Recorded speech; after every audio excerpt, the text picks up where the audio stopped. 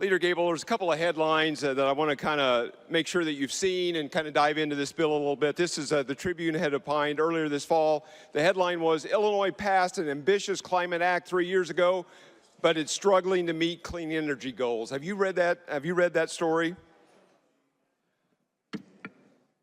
I've heard that.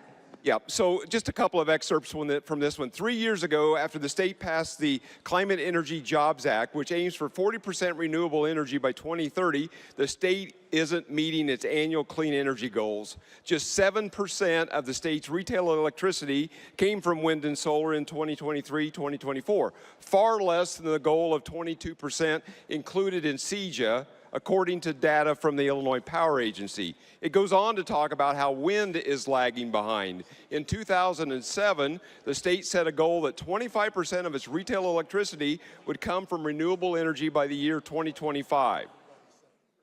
That's interesting. Today, on the MISO app, which governs the regulation of electricity in a dozen plus states from north to south, including most of Illinois, but not Illinois, or not northeastern Illinois, we are getting less than 1% of our energy from solar, 6% from wind. We're importing right now 1.5%, but the lion's share of our electricity comes from coal, oil, and natural gas and nuclear.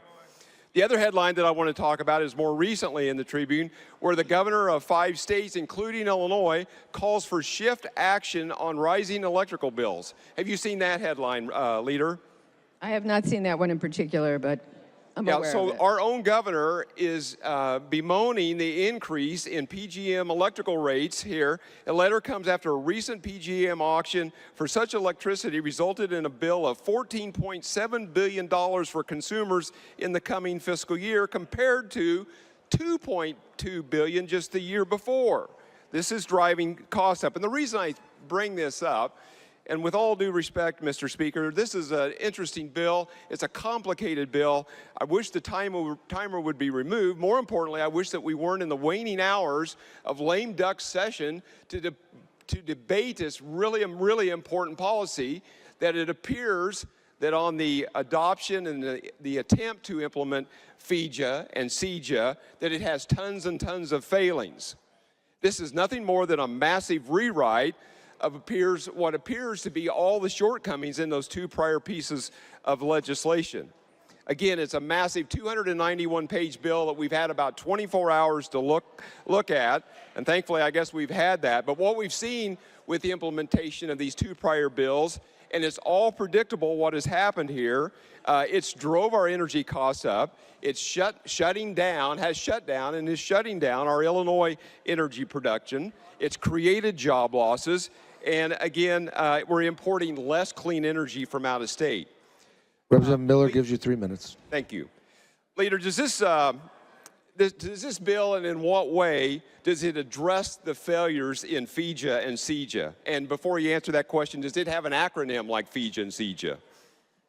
So the purpose of this bill is to make it easier for renewable projects to get financed and to get built.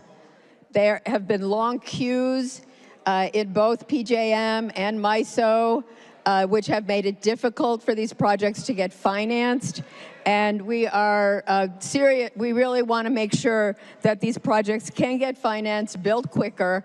Wind and solar are cheaper than gas and coal, and we want to make sure that they can get on the grid. There has been a problem getting them on the grid, mainly because of these financing issues, the long queues, and that's one of the things that this bill is trying to address. Yeah, so to your point about these projects not being able to get financed, Leader, in the world that most of us live in, if a project doesn't get financed, it's because it's not feasible to be a working project. And so to stand here on this House floor, chamber floor, and to make a statement that solar and wind is cheaper, but then we have to have all this state and federal legislation to prop it up, that's just simply not true. I don't know how you can make that statement.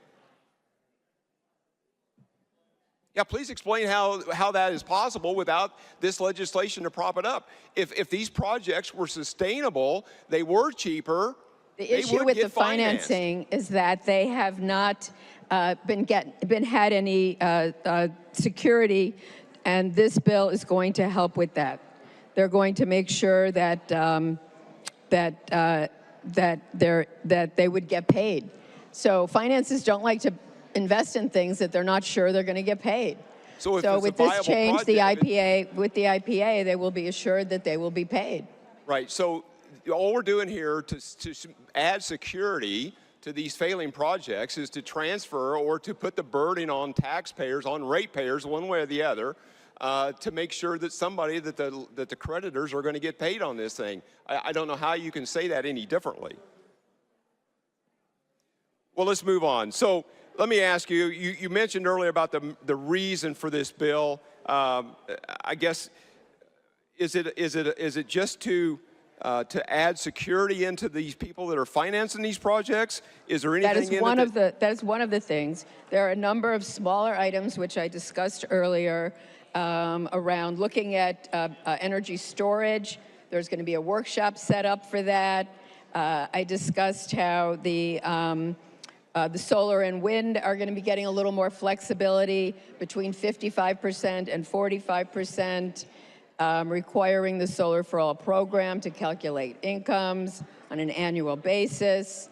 It's a very small bill with no procurement and no cost to consumers. I find it remarkable. I think you're arguing with me about a bill that was passed 3.5 years ago, and that's not the bill that's on the table right now. Well, I'm not trying to relitigate bills of the past, but this is a bill that fixes those failings of the past. And again, all those bills of the past have done nothing but make our grid less reliable, and it's cost us jobs. It's causing us to import our energy from out of state, and it's making the energy that we are buying from out of state less clean.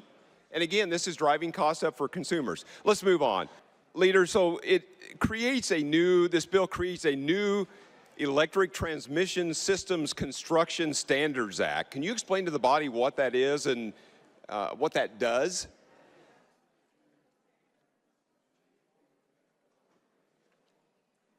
Yes. So it creates some new standards for utilities and contractors. One, it requires pay employees wages consistent with the Illinois Prevailing Wage Act. Two, requires electric utilities and contractors to demonstrate the competence of their employees by proving participation in apprenticeship programs. And three, requires employees to have conducted OSHA certified safety training. And requires them to develop a diversity plan.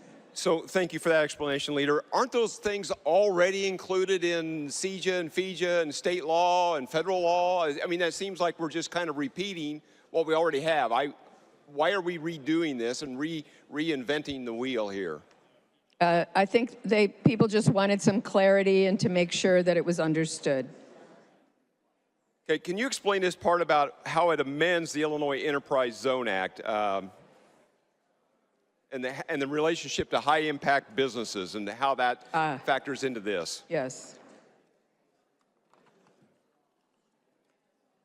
So it just states that for the high-impact business, let me look, one sec.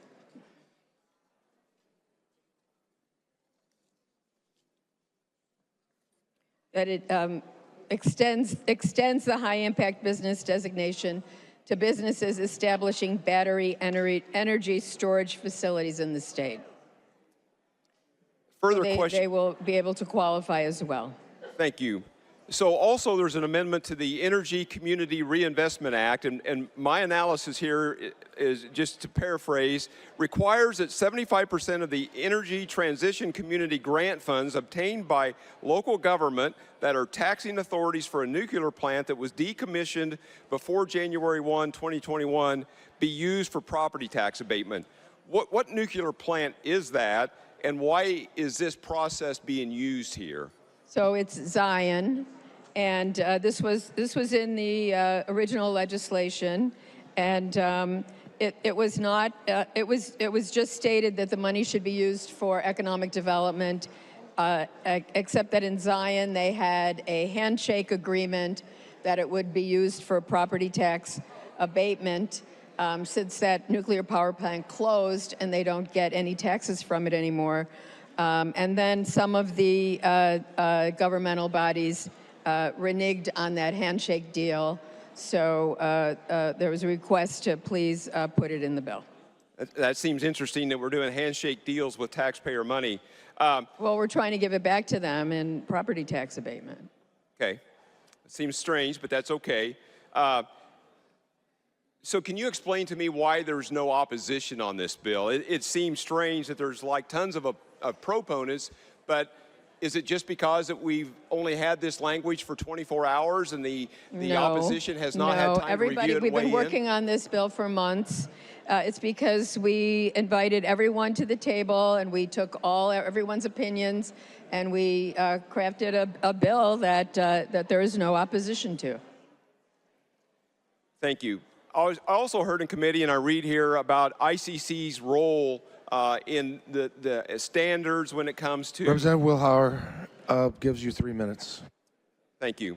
Can you explain, is the role that ICC plays with the diversity requirements and all of those different things, and I can look at that further, but do they play this role in other things, or is this a brand new role that they play when it comes to managing this? I know that they're in this bill. My assumption is that they have played that role before. This is not a new role for them. Say that again, please. My assumption is that this is not a new role for them, that they have done this before. Okay. So how do they police that, and what's the teeth in this bill that gives them the authority to implement whatever things that need to be done? I heard a little bit about this in committee, but I was a little bit unclear about how ICC enforces the diversity plan. Well, compliance with the safety standards and the diversity plan requirements of this bill is required for contractors, and they need it in order to receive a certificate of public convenience and necessity, and that certificate is required to perform construction. So if the ICC doesn't give them this certificate, then they can't perform their job. So does the diversity plan have measurable benchmarks and accountability mechanisms? Yes, it does. Is that written into this legislation?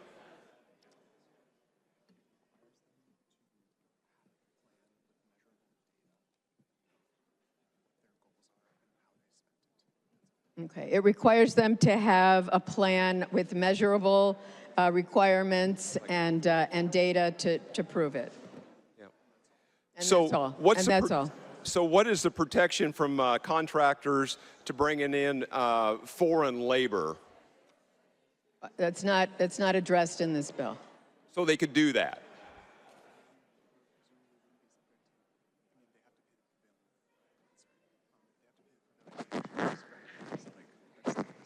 Yeah, they would still have to pay the prevailing wage no matter where the workers came from. Okay, thank you. Mr. Speaker, to the bill, we could go on, and again, I appreciate the opportunity to come back, I think I appreciate Representative Leader Wilhauer for yielding me his time.